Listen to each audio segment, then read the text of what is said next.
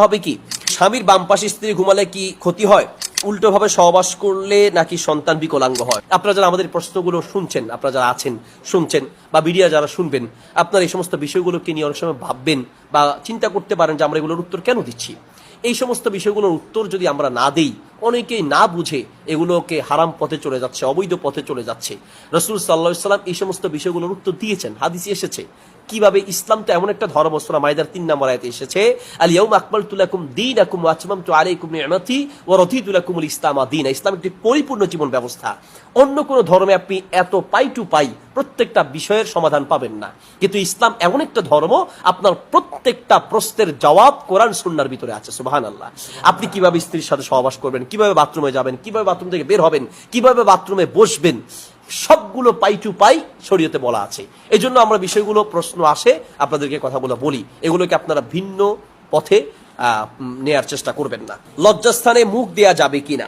প্রিয় ভাই, মূলত এই মুখ দিয়ে আমরা আল্লাহ সুবহানাহু ওয়া তাআলার জিকির করি, তাসবিহ তাহলিল ইত্যাদির জন্য এই মুখ আমরা ব্যবহার করে থাকি, এই মুখ দিয়ে তেলাওয়াত করি।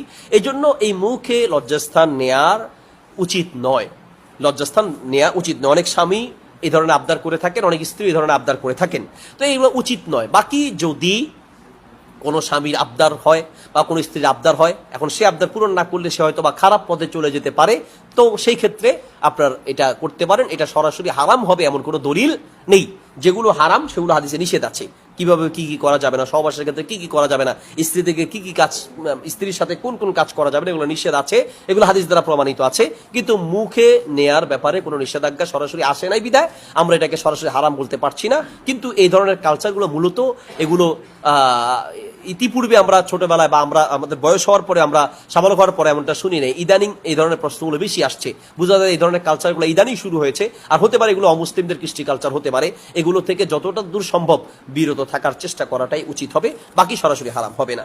উল্টোভাবে সহবাস করলে নাকি সন্তান বিকলাঙ্গ হয়? সন্তান বিকলাঙ্গ হয় হওয়ার বিভিন্ন কারণ অনেকে লোকে মুখে বলে থাকেন, এই সেই বিভিন্ন কারণ বলে থাকেন।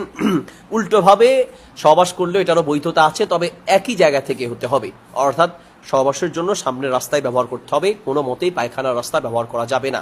সেটা আপনি সামনে পিছনে যেভাবে হোক, শুধুমাত্র প্রস্রাবের রাস্তা বা সামনের রাস্তায় ব্যবহার করতে হবে। সামনের রাস্তা ব্যবহার করে সহবাস করার বৈধতা আছে, পিছনের রাস্তা দিয়ে ব্যবহার করার বৈধতা নেই। সেটা আপনি আপনার স্ত্রী হারসুল্লাকুম, আল্লাহ সুবহানাহু ওয়া তাআলা বলেছেন এটা তোমার জন্য একটি চাষ, অর্থাৎ তুমি যেভাবে চাও তার সাথে সহবাস করতে পারো, তবে কোনো হারাম পন্থায় নয়। পায়খানার রাস্তা ব্যবহার করা যাবে না, হায়েজ নেফাজ অবস্থায় সহবাস করা যাবে না। আর এছাড়া আপনি আপনার মনের চাহিদা মতো আপনি সহবাস করতে পারেন, হারাম পন্থা বাদ দিয়ে কোনো সমস্যা নেই।